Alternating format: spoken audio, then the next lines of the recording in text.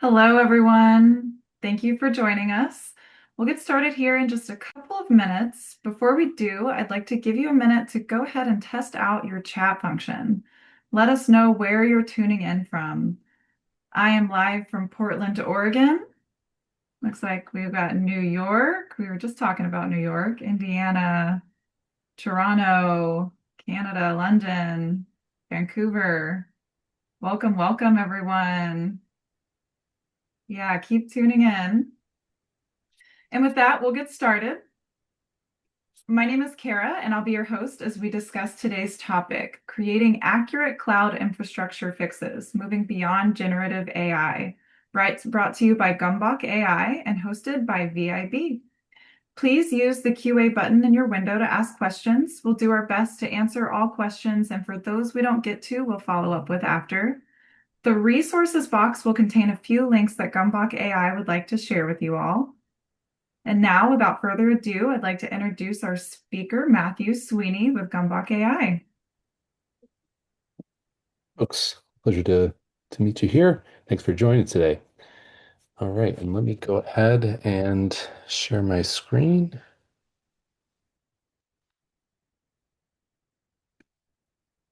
And we will get started. Um, as I go through here, definitely feel free to go ahead and raise questions, and we'll address them as best we can as we go along. Um, so here we go. Folks see my screen okay? Now, you might have seen resources in the tab there before you joined up here and we were all together. If you'd like to follow along a little bit, you can actually go ahead and grab the Gomboc Community Edition and sign up and check out a video to get started. Um, so if that's something that you're prepared and able to do, feel free to take a look at those resources and do that now. You'll have a little bit of time as I go into the intro here. So what are we going to talk about today? Generative AI and applications are something that everyone's interested in. Everyone's trying to improve how they work, how they deliver as software engineers, quality code. But the challenge there, and that's leading to the second question, is how do we make that process deterministic? So how am I going from just having to constantly ask the machine to do the right thing to getting results that are consistent, that align with the things that I know every day that I need to get done and to have those things consistently enforced. So we'll talk through that problem and how it's CTO at Gomboc. We've been addressing that, and then go through really a deep dive of one example in particular, along with a couple others, to show what that looks like.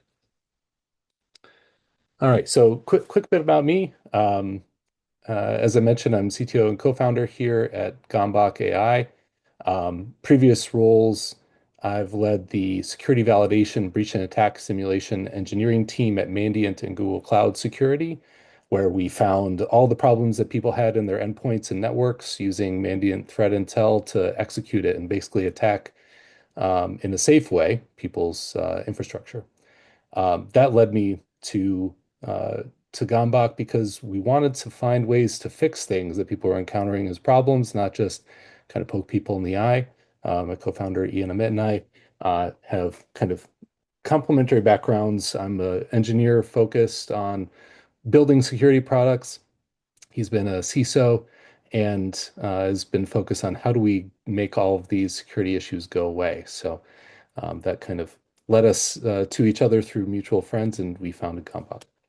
Um, as far as prior efforts have been focused on cybersecurity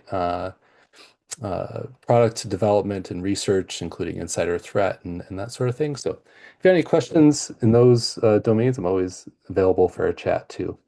Uh, all right, so what is our goal today? We want to understand how we move from kind of this vibe coding, I can send a prompt and get some kind of response and having to constantly iterate on code to more deterministic types of outcomes. And I hope that when you leave here today, you have an understanding of how that's possible and how we can reduce our toil with that. as well as some practical tools that you can start to use to experiment with that and to try it out. To be able to apply those in your situations and to engage, because that's what we're looking to do is engage with people in the problems that they're seeing, and obviously we're digging into them headlong ourselves, but it's always good to hear from people and the difficulties of what they're facing day to day and to solve those problems. So um, let's dive into that with our first poll, because we want to get a sense of, okay, where have you been attempting to apply AI focused efforts, as far as whether it's with platform infrastructure and platform engineering, DevSecOps kind of activities, where does that stand? And have those efforts been successful? So you should see you have the poll pop up here. Um, and also if those met expectations. So I think, there's this dueling realities here of what companies may expect can happen and what engineers are able to translate into reality. Um, I think on both ends of that. So, excuse me. I think this that 99.9% of the work part in this cartoon here is the focus point of the discussion too, because as much as machines might execute a good portion of the work now in generative AI, it's fallen to humans to see is that accurate, and uh, we might be left with more work than otherwise. So we'll take just another moment here. We have about a third of folks responding. If you want to quick hit a few buttons here and get those submissions in, and then we'll share the results of the poll here.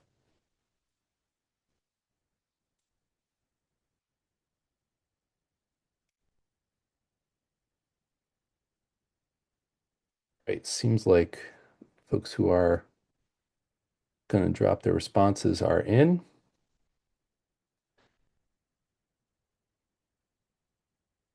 So the first question, where do your AI focus platform engineering plans stand? Uh, I think it covers the gamut, whether they're currently implemented about a quarter. Up next, about 15% of folks. Coming soon was another quarter.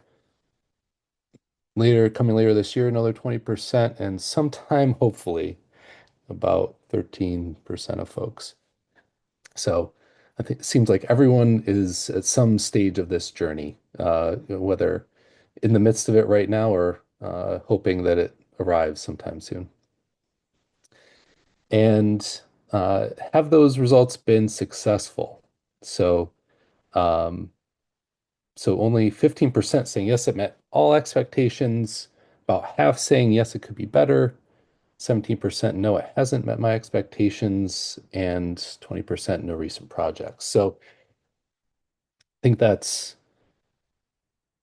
kind of meets my expectations too, that the land of where we are is, yeah, it's kind of getting the thing done, but it could be better. And uh, I think the bit here about why they didn't meet expectations, why the project might not have been as successful as you want it to be. So deadlines 16%, over budget 28%, short meeting core metrics 35%. I think that's the part that we'll want to focus on a bit more today is, okay, why was that? And if folks are comfortable sharing, we'll get into that in a little bit more detail as we move forward here. But let's see. And if I click share results, sorry, I meant to be sharing those the whole time. That was on me. Hopefully folks can see those, just so you get a sense of where you are with your peers here. Right. So digging in, so this kind of core goal of productivity with AI, we want to accelerate results um, as in organizations being able to deliver faster, better, be able to also at the same time follow sound engineering practices and principles. So we don't want AI to be accelerating bad practices or just make failure. Sometimes we want failure to happen sooner, but that's more on the product design or prototyping side of things, which it really helps with. But when it comes to production pipelines, to operations, we know that there's a stability and consistency that needs to be maintained there that can't be subject to the whims of probability as far as generative AI is concerned. So, what's the balance? Um, and as far as recent studies like the recent Google, um, you know, SRE publications there on the DevOps side of things, or platform engineering community there, publications like the increase in availability of these tools has basically increased throughput, but increased also the burden on humans to review the code. And the rate of change and the rate of failures when making those changes is actually on the rise. So we're at this stage where now people have to increase the time they spend reviewing code, making sure that it's correct, doing all these reviews. And in some of my personal discussions with managers at different companies, the frustration is, okay, we have a way of doing this that's correct, but now with the advent of Gen AI and people asking it to create code, there's all these problems that were introduced that if people just looked at how something was done previously or followed the architecture guidelines that were already given, it would have been implemented as expected. So I think that's the paradox we're in right now is, the AI generated code increasing this toil on developers, increasing the time needed to review it, and you're debugging code that you didn't write, and that increases your cognitive load in different ways. So I think that's leading to the last point there, which is trust issues. So in these surveys, across the industry, there's been this report of roughly 30% of developers having little or no trust in AI output. It's trusted for documentation. It's trusted for maybe increasing, your productivity on the kind of office work side of things. And for some coding tasks, they're more around scripting and kind of making some tasks that are repetitive execute more quickly.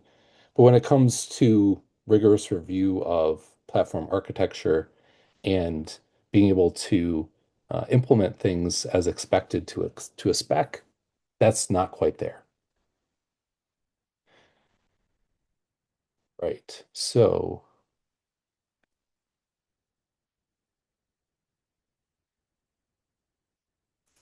go next here. So yeah, let's look at these strengths and weaknesses in using AI for something as specific as infrastructure as code and platform engineering.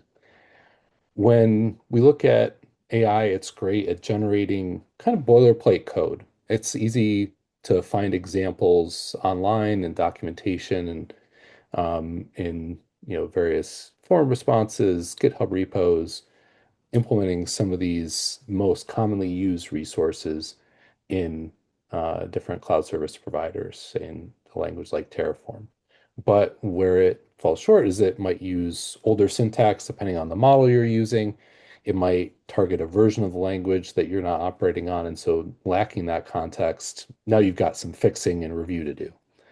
Um, Same thing with explanation. So, it can explain dependency graphs, error logs, dig through the code, but then on the flip side, as far as understanding your infrastructure that you're operating on, there's kind of this comprehension debt where you have to extract from the code, really, either via prompts or with your own review of the code and documentation.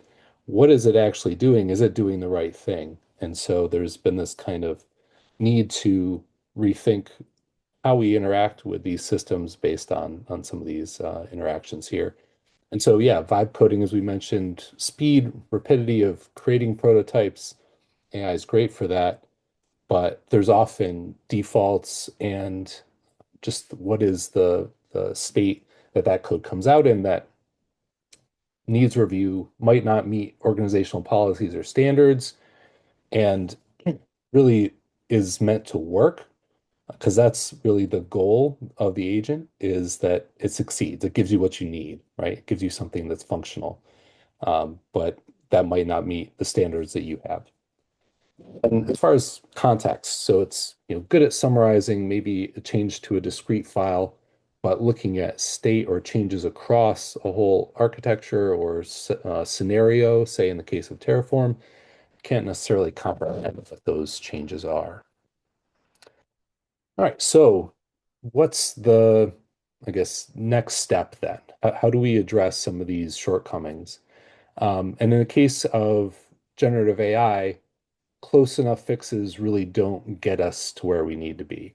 If I'm operating my Terraform infrastructure and trying to use it as the, um, in enforcing and like it is the trusted source of information as far as the state of my infrastructure as it's being deployed. I need to be able to ensure that any changes that are made to it, I know what those changes are going to be and what the outcome is as far as deploying those potentially. So, in the world of making AI deterministic or deterministic AI, we want to have fixes that scale across an organization as well. So, some of the customers that we've worked with are leveraging the tools that we provide them through Gomboc to effectively apply fixes across their whole infrastructure and get insight into what all those are, which is effectively a combination of uh, kind of a uh, secure awareness of all the different issues that exist, along with the fixes that can be applied so that they can accelerate what's going on, as well as having some awareness of risk and context so that you don't necessarily try and make changes that can impact operational availability or readiness. All right. So, um, the main point here is that we're moving instead from generating things constantly through prompts and having to iterate, being able to focus on fixing the issues at hand and understanding what they are and applying our gray matter to addressing those issues. And so this is where we'll dig into, okay, so what's different or what needs to be different in order to make that happen? Well, the system that we've built here at Gomboc actually does a few things differently. One, we have this kind of engineering process that we've implemented in the form of agentic interaction. So we have comprehension that goes on as far as documentation, policies, best practices, how to best implement changes in a particular framework or function, um, turning that into tests that actually let us know whether or not things are correct in the form of what code changes could be made, and then making that into more of a rule and knowledge-based approach that then aligns all of these changes together in under conceptual frameworks like CIS critical controls or AWS were architected frameworks.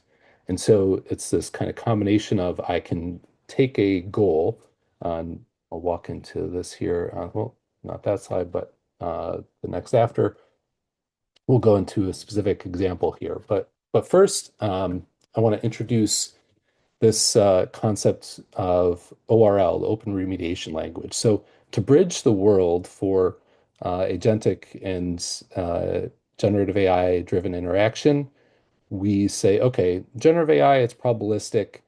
It can learn from vast amounts of data, create code suggestions, but it usually lacks context. So what do we need to do to make its actions deterministic? Well, let's anchor it in a language and tools that give it feedback on the changes that it's making and actually let it understand and learn from those. So, what we've created is this Open Remediation Language or ORL, which is a basically a YAML specification and uses tree sitter S expression syntax query. So we query code syntax. We're not doing broad search and replace with regular expressions, but we give the ability to search syntax trees, find exact places in the code that need to be changed, and then apply those fixes to that code in a deterministic way. So we've effectively separated the worlds of where we have to reason about and deal with probabilistic behaviors and non-determinism and deterministic outcomes. And so it's given us the ability to effectively scale up how we can generate reliable fixes and give the machines as well the ability to generate that feedback. So what does this look like as far as the open remediation language concerned? It's basically the structured set of metadata about what is being done. So all the context. What's the cloud service provider? What's the language that's being used? What are the risks and impacts of applying this change? What are all the different related policies or frameworks that pertain to it? And then there's an audit. And so this is familiar, things like OPA, Open Policy Agent, Open Rewrite, others that kind of perform audits on code, but then what we couple that with is the remediation. So rather than just being able to audit your code like a static analysis tool does, we have the ability to find where the issue in the code is and deterministically change that code to remediate the issue. And so this is where things come into play here because now we can deliver these rules and knowledge into things like, we have an MCP. So now we can tell a coding agent, hey, make sure you use all of the fixes that Gomboc's providing because I know that those are accurate when you're looking at my code right now. And as far as the remediation section itself, it's really the way that we can scale and orchestrate all these fixes en masse because they even has things like priority, in which order should these rules be applied, and to be able to audit the outcome and make sure that all the fixes happen as expected, and then they give us the ability to validate the results. So what does this look like specifically? Well, let's take the example of AWS EBS volume encryption. The query on the left here is the block basically that is being queried to find where that EBS volume resource is defined, in this case in Terraform, and find for me where it's already set to be false. There's another rule we have that says, okay, and also if this is not defined, set it. And that translates into the URL engine executing and saying, okay, let's go and audit and find all these places in the code where this occurs. And then for all those places in the code where that happens, I now have the exact place that needs to be fixed, and I can flip the bit, add a resource to define if I'm using a customer managed key. Let's define that resource as well and reference it, define the policy there, all those good things. All right. And so really that's to what we were saying earlier as far as what are the steps needed to go from a non-deterministic probabilistic exercise into a deterministic one. Well, these are really all anchoring exercises. So we define the problem. We said, okay, our problem is I need to encrypt all EBS volumes with my own customer managed key to make sure I enforce encryption at rest. So I've got a policy that says I need to do something. I've contextualized that policy to be able to say, okay, there's all of these aspects of the environment, the coding language, the cloud service provider, the resource or service that's being used, the attributes that are relevant. I get that information. And then I have ways of measuring success, whether it's validating the code, making sure that I've applied that fix into all the places that are relevant, and then proving the results by leveraging validation tools, static analyzers, other things that can confirm that my fix is accurate. And now I can go and develop with more confidence, knowing that all of this process is being applied to the code that I'm generating. All right. We'll pause here for a little break. You can get a chance to think of questions, but also curious what people's experience is with vibe coding. So, is it like it is in the diagram here? Um, and what are the things that you found challenging? What are the things that you found worked effectively? Um, I've, as we've run through this day to day at Gomboc, as we're building out this agentic multi-agent pipeline, um, we make use of generative coding as well, and it's it's always interesting to see what the machines do at times. Um, but yeah, feel free to go ahead and answer the questions here. We're looking to understand kind of how frequently you're using generative AI coding, as well as um, what was your experience trusting those results? All right. So as far as kind of the distribution here, folks can see this now. Um, Heavy use, and that's a pretty decent, about 10% of folks. And then moderate use and light use, that's where the 80% is of the people here. Um, I think that tracks with what I've seen as well. I'm curious for the folks who are heavy users in particular, how are you making the best use of it? Um, so no errors, 7%. Wow, I'd like to talk to you folks. Um, and then but less than 20% of the time seeing errors. And with what? And I think that's the crux of what we're trying to eliminate is how do we get rid of those errors? And how do we give people a tool that actually lets them use Gen AI coding and handle those errors and eliminate them? One of my buddies at the previous worked with at Google calls it the 99% is not success error and vibe coding rule. So being able to say you are not done if you're 99% of the way there is one of those rules that you have to enforce in order for somebody to or for the machine to actually finish its job. Um, and there were some of you who provided examples of the AI slop here. Hopefully, well, not sure if you can share those results, Kara.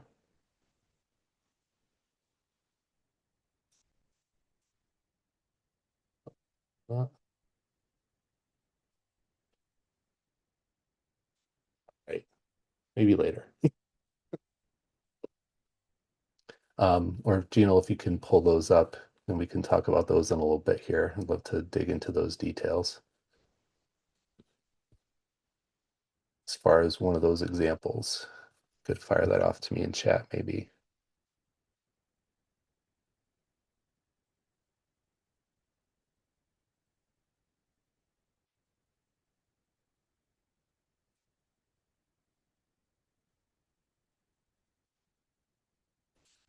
All right.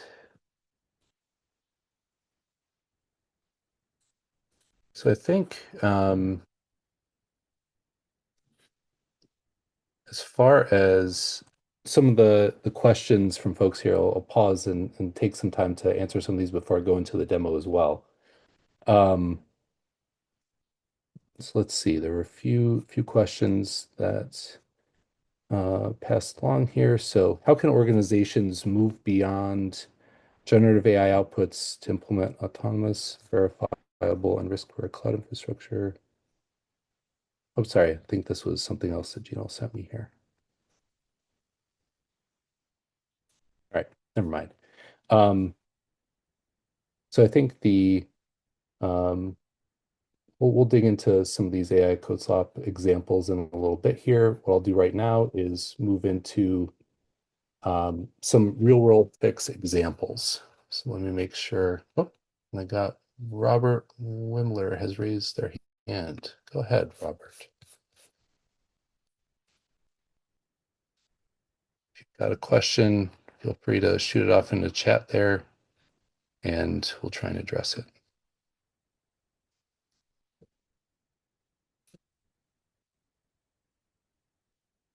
So what I want to walk through here is a few examples of Azure, and we've got an Azure AKS Quick Start. So this is, um, you can look in at the Azure guide, and there's a bunch of Terraform code, and this will get you an Azure Kubernetes cluster.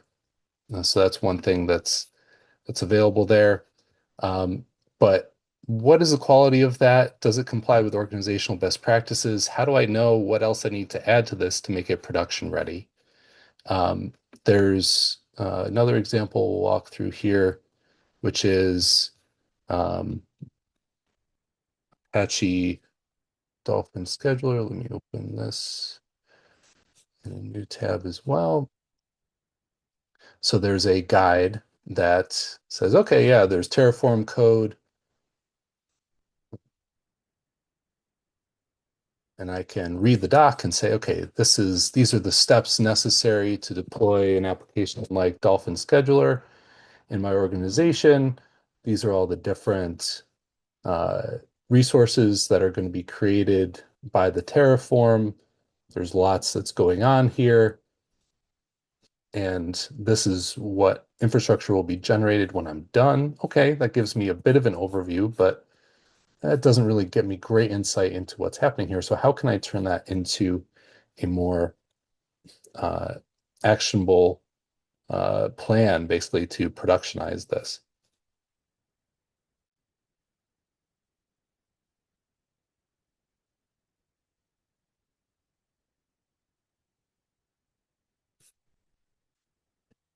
Let's see.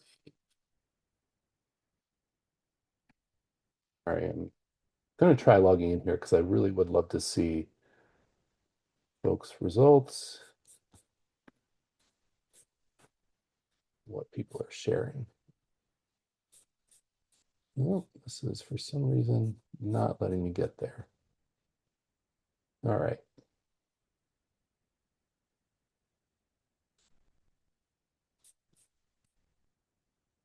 Anyways, let me go ahead and stop the share for a second and share my IDE.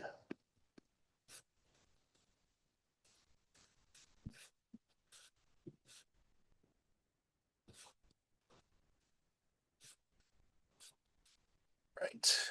So let me crank up the visibility on this a bit. That's good for folks to read now. All right. So what I've got here, let's dive into this Dolphin Scheduler example. And what I have in my cursor IDE is also the Gomboc plugin installed. So I can go in and say, all right, I'm in the Dolphin Scheduler repository that we were just looking at. I've got Terraform AWS deployment configured here, and I've got various, pretty complex scenario of about 15 to 20, maybe even more than 20 files that are needed in order to get this deployment up and running. And what I really want to do is just get a look at what's the quality of this? Are there things that I need to do that will really make it ready for production viability? So I'm going to go in here and I can say Gomboc scan the current file or scenario, and you'll see the Gomboc scanning here, and what will be produced in just a couple seconds is a set of results. And actually, I just run the scan, so they're kind of already here, but this will update those. But I get a set of 25 fixes that Gomboc found. So we actually, in this plugin, analyzed all of that code together in context, built a model of it, and then analyzed all of the fixes, with the hundreds of fixes that we have available. What are the things that are relevant here that can be fixed? And so now I can walk through those either individually in my IDE. I can take a look and say, oh, I want to make sure the metadata service for AWS instances v1, that shouldn't be enabled, but that is in this code. Yikes, I should take care of that. So I can see those individually here. I can also, if I wanted to, take a look at this through the Gomboc kind of web view that lets me review fixes as well. So I can take a look at one or more of these and say, okay, let me just look at, for the sake of argument, some of these database issues. So I want multi-AZ enabled. So for each one of these findings, I can look in and see, all right, what's the resource? Are there any, maybe in another scanning tool like checkoff, there might be a ID that's associated from other, checkoff or other static analysis tools. There's metadata that we have there that says, okay, what does this do? And what is the associated um, finding here from other systems? And now I can go in and in a reliable way say, okay, yeah, I want to address all of this, make sure it's not publicly accessible, make sure that my metadata is not turned on and monitoring is turned on. Let's preview these. And what Gomboc will do is actually deterministically apply all of these code changes to make sure that they apply in the right order, that all of the changes happen uh, in a valid way, and that the code passes validation checks. And then I can get a previewed result here and actually see what is going on. Give it 1 second, and there we go. So now I can review all these results and say, okay, here's the exact code change that's going to be made. What is it doing? It's triggered from these rules that ensured that API termination protection was enabled, the instance metadata service is turned on, and that detailed monitoring is turned on. So all of these changes are now available in that resource. And if I want to see the full resource in context, I can also view that as well. So there's a couple different ways that this can be consumed within Gomboc, and I can open the diff and see what those changes are as well. If I wanted to see, okay, what are the changes that are being made for my RDS instance to make sure, okay, I don't want it publicly accessible. I want to make sure deletion protection is turned on so I don't actually delete my data in prod or in multi-AZ available. And then some of these other configurations and even one. So this is an interesting case where I need to make sure that I have an ARN that there was none created. So I got to reference one and build a new one. All right. So that's kind of the flow with Gomboc there. Um, and so what's happening is kind of behind the scenes, all of these rules that have been built from all this knowledge from a kind of non-deterministic process, but well anchored and quality assured and all that is now being applied deterministically to the code based on the context in it. Um,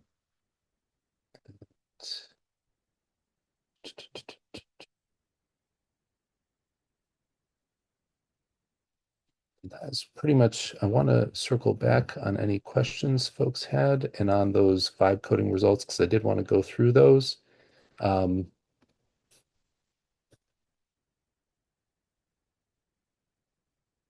all right, here we go. When users input poor quality data, okay, so answers for AI slop, sources being an issue.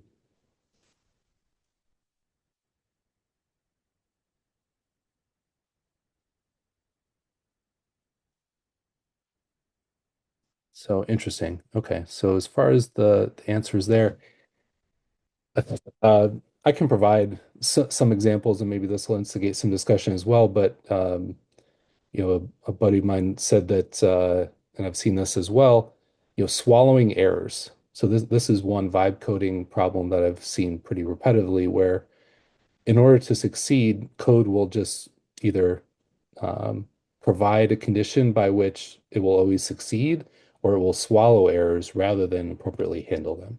So I know I've seen that kind of issue. I've also seen issues as we've been generating code where uh, changes will be made that are correct by a Gen AI agent, but they're not necessarily complete or sufficient, and the resulting code doesn't actually compile or validate. So it might add in one required resource, but miss another one. Um, and let's see, getting some questions here from Gino. So, how can enterprises move from AI generated advice to AI executed actions safely and incrementally? So I think the key to some of the safety and whether it's, with products like ours or just in general, as far as the process that's evolving in the industry, is how do we go from a process, like how do we basically bound and enable the processes that are around us? And that's what I was trying to walk through earlier here. Let me actually bounce back to that as I share. Let me reshare my slides here.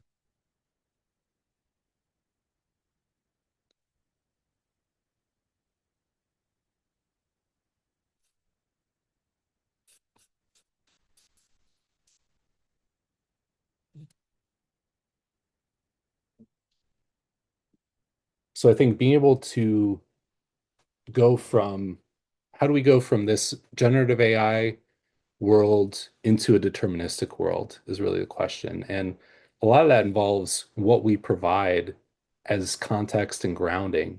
And this is the problem, honestly, of this decade, I think, is and beyond, is how do we actually take a problem, understand its context, give a all that relevant context in a way to a machine, whether it's providing a test spec. So, at the beginning of, in the background of what we're doing, Gomboc, we actually build test specs. We build understanding of what are the ways that I can test the problem to be solved, and then translate that into examples, whether sourcing existing ones, generating new ones, testing if those new ones pass quality criteria. So a lot of it's about it's still an engineering process, and it still has to be, I think, in order to be bounded and guarded. If we just say, okay, we're going to trust whatever's coming out of Gen AI to be an accurate result, then we're just going to have this larger and larger mound of things to review. And the quality of that will continue to improve, but I think we've already seen that generative AI models, the size of them might increase, maybe not quite exponentially, but two, three, four-fold between generations. So they become more and more expensive, and the quality is only incremental in that size increase. So it starts to be an area where, okay, we've got, I won't say diminishing, but slowly improving returns from that angle. But then the real issue is how do I translate and ground all of that knowledge that exists in that model in a way that I can translate into success in the engineering world? And that involves being able to build more complex systems, honestly, that handle uh, very specialized tasks, contextualize that task to be solved, generate output, then other agents can then consume and deal with. So I think it's being able to bite off, a larger problem and automating it with generative AI um, involves taking approaches like we did here at Gomboc, where you're looking to capture knowledge in a way that I don't need to constantly come back to a generative AI agent and get results every single time. Because as a developer, that's annoying. Even like I constantly having to refine and iterate in this loop in order to ensure accuracy. No, I want to be able to define the bounds of my system and how I can measure for success. So whether it's, yeah, I have ways of checking that the code compiles, that it passes linters, that it is valid per a framework or specification. All of that is input that will ground my system. Let's look at the next question here. Um,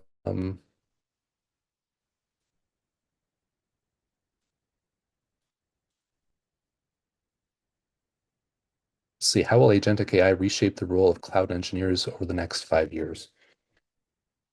So I think I went into that a little bit, but um, I really do think the the role will become ensuring. the quality of outputs from systems and making sure that outcomes are deterministic. So there's context around what is the risk of this change? What is the impact to the system operationally? Being able to connect really the reality of what's been deployed with the code. I think that connection will be something that will receive a greater focus and is, being demanded by everyone. No one wants to just get kind of the list of problems, whether it's in operations or in the code, in separate contexts. I think that will be a shift in the role as well, as far as you're looking at contextualized information that's coming from both environments that products are working on integrating together in a meaningful developer experience and engineer experience so that you can make those decisions. So, as an example, we're just about to release a kind of automated Terraform drift refresh fixing capability that's again based on ORL because it can deterministically apply these changes, take observations that are contextual from the environment, combine it with the code, and then um, generate the exact fix that needs to be applied in a deterministic way because effectively, taking what DevSecOps engineers do to realign these scenarios, there's really about a dozen different ways that it's typically done, and those can be modeled and deterministically applied. So I think the the way that the job will change is people will be thinking, okay, how can I take what I know and put that into skill descriptions, into deterministic sets of uh, ways of measuring what success looks like for a particular change in order to ground the environment. Because really, and this has been an experience throughout my career, whether it's in the security validation product that I worked on previously, everything was about testing the results so that you knew of your security posture, so that you knew whether or not it worked. So I think with further automation, with the ability to automate and tell machines what to do in, further speed and breadth, being able to collect that information becomes easier, and we have to think about collecting those kind of tests. Let's see here. Does it only work well with Terraform or other tech as well? So this is a great question. The core engine that we have actually works with 35 languages, and if you engage with the Gomboc community here, we'll be providing an update as well on what you can do with the core ORL specification, and we have a public Docker image for ORL.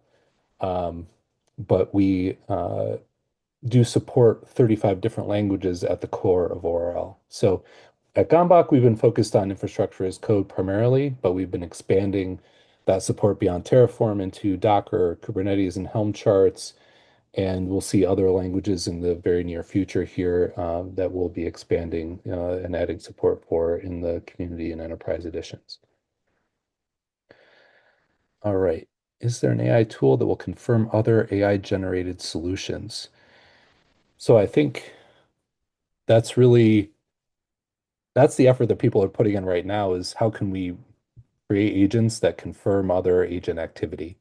And I don't think that's a solved problem by any means and is under, active interest because there's lots of tools where you can say, all right, now run this through the Gen AI to give a fix. Um, but if you have relevant context, if you have helpful information that will guide the agent, that usually improves the results. But being able to have kind of opposing agents that one is focused on uh, just fulfilling writing a test spec. Another might be writing those tests in exact code for particular languages. Another might be validating the results of what that test was or example was executing with other tools that are at its disposal. So I think this is an evolving set of capabilities within industry, and people are trying to figure out how can we best tool these agents and give them what they need to sense and act on what it learns when there's different changes that are made in the code and in the environment. And I'm looking for data security, data privacy, impact, and costing. So as far as other context and information, and this is actually available in the product portal, which I don't have time to get into exactly right now, but happy to engage for whoever posed that question here. Um, we want to be able to give, and I think it's necessary to have some idea of what's the risk of making this change, what is the severity of the particular issue. It might be that, and I've seen different tools rank even things like encryption at various levels of severity. Might be a lower or medium that things aren't encrypted, but it's a core business outcome that's required anyway for compliance in other areas. So all of these rankings from a severity perspective might be a little bit subjective, but being able to have that context at least when you're looking at what is the change, what is the driver for it, what is the rule or what is the policy that's associated that is driving that change, and being able to have some idea of risk is something that we do provide in the product. All right, I think. Let's see, any other changes? I think that would address most of them there, Gino.